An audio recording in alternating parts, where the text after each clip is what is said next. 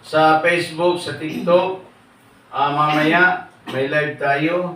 Kung kayo may mga prayer request upang ipanalangin, sa live ninyo po gagawin. Upang on the spot ay may panalangin kayong lahat. Sino ba ang papasok sa langit? Kasi doon sa langit ay walang papasok na marumi. At sino ba talaga ang ligtas? Maraming mga tao ngayon ang nag-aangkin na siya ay Kristiyano, pero hindi ito nakikita sa kanya ang bisa, yung kapangyarihan ng salita ng Diyos. Kasi ang papasok sa langit, talagang sabi doon ay walang marumi na papasok. Lahat ay banal at nakasulat ang kanyang pangalan sa aklat ng buhay. Ito ang mahalaga sa buhay ng tao na ang kaligtasan kasi ito yung foundation of faith natin para tayo ay masiguradong ligtas. Kasi walang kwenta sa isang tao ang sumasampalataya pero hindi naman siya ligtas. Sabi niya dito sa ating passage sa teksto natin na nagmumula sa Unang Tesalonica chapter 2 verse 13, ito ang lagi naming pinapasalamat sa Diyos. Nang may pangaral namin sa inyo ang kanyang mga salita. Tinanggap ninyo ito bilang tunay na salita ng Diyos at hindi sa mga tao. Ano pat ang bisa nito ay nakikita sa inyong buhay bilang mga mananampalataya. Purihin ng Panginoon, dapat ang tunay na ligtas ay nakikita ang bisa nito sa kanyang buhay.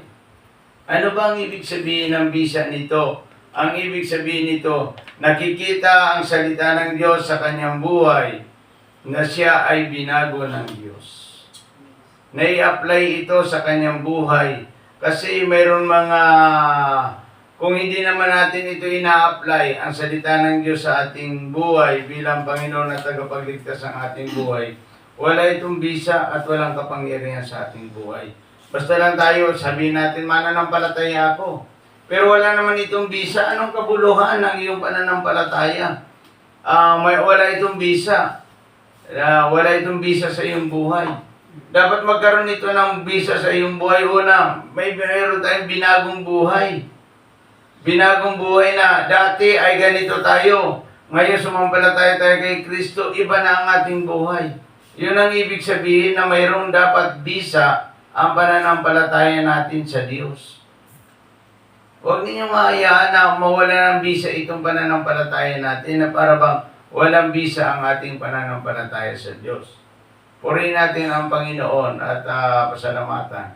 Minsan, kapag ang tao ay mahina, hindi nagbabasa ng Biblia, hindi na nalangin sa Diyos, kaunting pitik lang ni Satanas ay talisik lahat ito.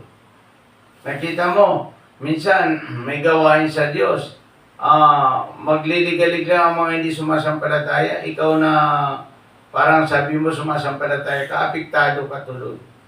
Hindi ganyan na sumasampalataya sa Diyos. Ang sumasampalataya sa Diyos, sabi niya dito, nakikita ang bisa ng salita ng Diyos sa kanyang buhay. Ipinapakita ito na ikay binago kasi diyan nga, sa totoo lang, halimbawa, mga kamag-anak mo, hindi yan sumusunod sa Diyos. Maapektuhan ka, hindi ganoon eh.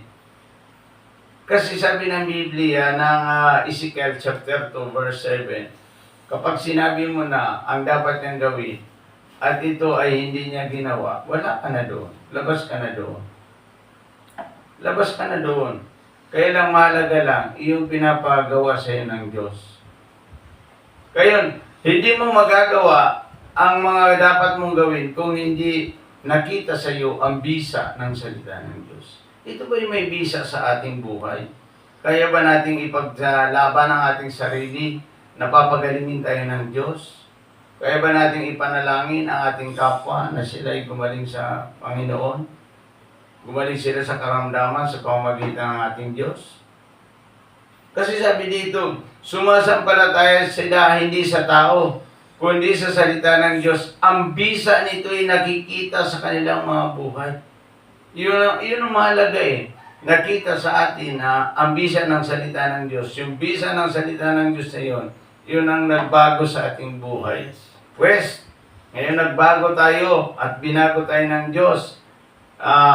Tayo ay meron ng karapatang mangaral ng salita ng Diyos. Yan ang pinapaliwanag sa social media.